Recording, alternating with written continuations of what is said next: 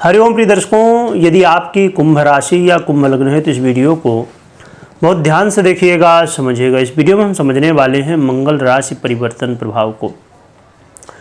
मंगल के स्थिति में अब परिवर्तन होने जा रहा है और इस परिवर्तन से कई विनाशक योगों की स्थितियां बन रही। ये दुर्योग, ये विनाशक योग क्या प्रभाव देंगे, अच्छा देंगे, बुरा देंगे, सभी कुछ जानेंगे। परंतु उससे पहले मैं एक महत्वपूर्ण सूचना दे दूं। यदि आप मुझसे फ्री में कुंडली विश्लेषण करवाना चाहते हैं तो इस बात को बहुत ध्यान से सुनिएगा, जल्दबाजी में बिल्कुल भी नहीं। तो यदि आप फ्री कुंडली विश्लेषण करवाना चाहते हैं तो इस वीडियो के डिस्क्रिप्शन में लिंक मिलेगी एक, जिस पे आपको पहले ही वो लिंक है, कई लिंक है पर पहले पर वही है। उस लिंक पर जब आप क्लिक करेंगे तो आप दूसरे चैनल पे रीडायरेक्ट हो जाएंगे, यानी दूसरे चैनल पहुंच जाएंगे, जिसका नाम है चिंतामणि ज्योतिष आज का राशिफल। वहां पर जाना है, अपने राशिफल की वीडियो देखना है। कुंभ है तो आपके कुंभ की देखिए। देखने के बाद उसी वीडियो पर, अपने राशि की वीडियो पर अपनी डिटेल कमेंट कर देनी है। क्या डिटेल? नाम, डेट ऑफ बर्थ, टाइम, जन्म समय और प्लेस ऑफ बर्थ, इतना कमेंट कर देना है। और जैसे उस चैनल पे 1100 लोग जुड़ जाएंगे, वैसे ही लकी लोगों का चुनाव होगा और यदि आपका भी नाम आ जाता है तो आपका भी विश्लेषण हो जाएगा। प्रिय दर्शकों, बिल्कुल भी आपको परेशान नहीं होना है, धैर्य के साथ। कुछ लोग इसी चैनल की वीडियो पर कमेंट कर रहे हैं, कुछ लोग व्हाट्सएप कर रहे हैं। बिल्कुल भी आपको ना तो इस चैनल पे ना तो व्हाट्सएप में मैसेज करना है। आपको उसी चैनल यानी कि चिंतामणि ज्योतिष आज का राशिफल यूट्यूब में अवेलेबल, आप सर्च भी कर सकते हैं, वहीं पर अपना कमेंट कर देना है। और जो यदि आपका चुनाव होगा तो आपको सूचित किया जाएगा, यानी कि रिप्लाई मिल जाएगा आपको। चलिए अब हम जानते हैं मंगल के बारे में। मंगल का परिवर्तन प्रिय दर्शकों कन्या राशि में होने जा रहा है। ये बुध की राशि है और ये गोचर काल 28 जुलाई की रात्रि 7:57 पर होने वाला है और 13 सितंबर तक ये गोचर काल रहेगा, यानी कि लगभग 48 दिनों तक मंगल का ये गोचर काल रहने वाला है। 13 सितंबर तक ये गोचर करेंगे तो क्या प्रभाव देंगे, क्योंकि वर्तमान में मंगल और शनि जब कन्या में आ जाएंगे मंगल और शनि है मीन पर, तो ये दोनों आमने सामने आ जाएंगे और मंगल और शनि का ये जो गोचर काल है, इससे सम सप्तक योग बनने वाला है, जो कि बिल्कुल भी अच्छा नहीं माना जाता। मंगल और शनि की युति, चाहे दृष्टि संबंध हो चाहे युति हो, विस्फोटक है, खप्पर योग भी बनने जा रहा है। तो ये विनाशक योगों की स्थितियाँ हैं, दुर्योगों की स्थितियाँ हैं। क्या प्रभाव देंगे?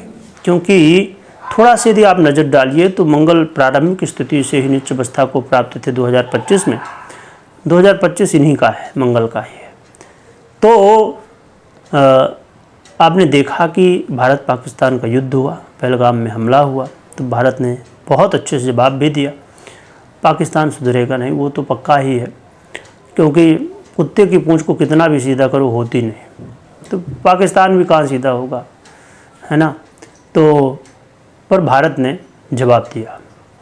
फिर मंगल पुनः जब पीड़ित हुए तो आपने देखा कि प्लेन क्रैश हुआ और बहुत दुखद घटनाएं घटी और अब पुनः से मंगल नीच अवस्था को तो नहीं प्राप्त हो रहे पर पीड़ित होने जा रहे हैं।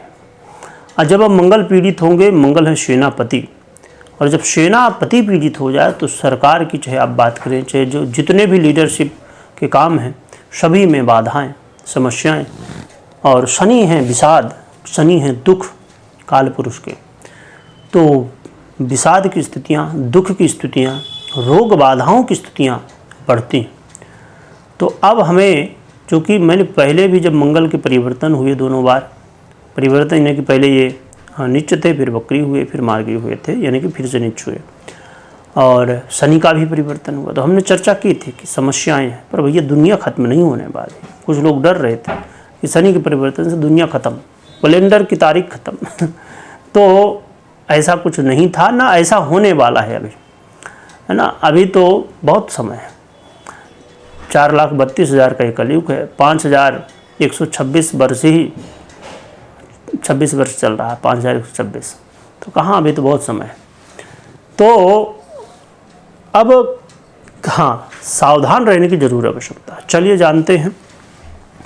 मंगल का एक गोचर काल प्रिय दर्शकों आपके अष्टम भाव में होने जा रहा है, जो कि दुखों का ही भाव है, और शनि जस्ट सामने ही है, और मंगल आपके कर्मेश और आपके तृतीय से है।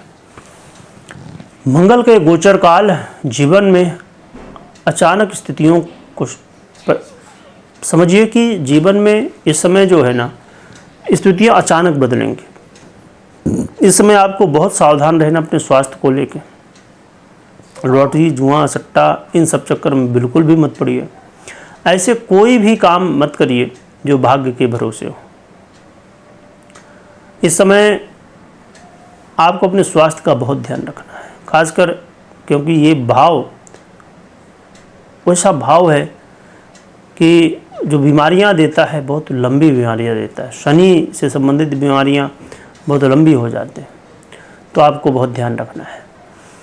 इसके अलावा गाड़ी वाहन चलाते समय, यात्रा करते समय बहुत सतर्क रहिए।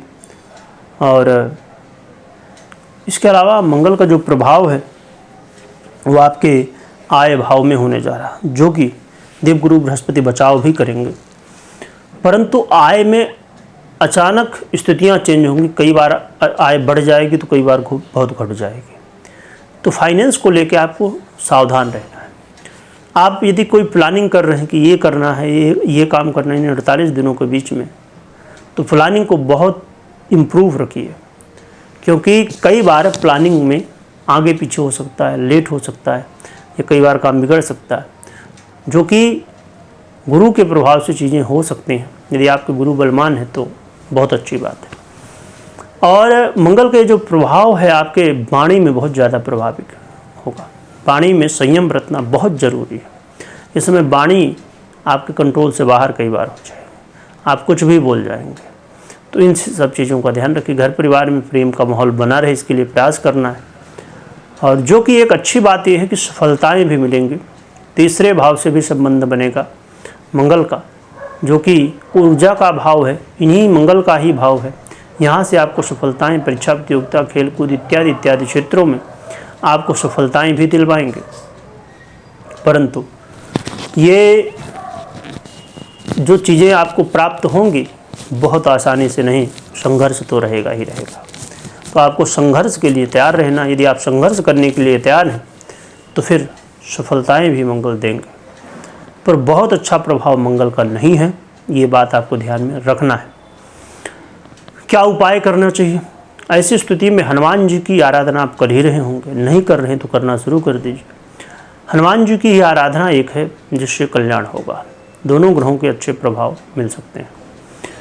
आराधना में क्या करना, जो आपसे बने। भगवान ये नहीं कहते कि आप यही करो।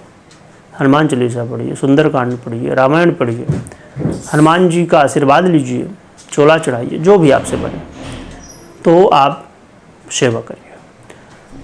परंतु इस बात का हमेशा ध्यान रखिए कि कभी भी कोई भी निर्णय लेना है तो आपको मात्र गोचर के आधार पर नहीं, अपनी पर्सनल कुंडली विश्लेषण के बाद ही निर्णय लेना चाहिए। इस बात को दिमाग में रख लीजिए कि डरने की आवश्यकता नहीं है, और हाँ, सतर्क रहने की जरूर आवश्यकता है, क्योंकि कोई भी ग्रह किसी का बुरा नहीं चाहते। जो जैसी स्थितियाँ हो तो होंगी। वीडियो देखने के लिए बहुत बहुत धन्यवाद।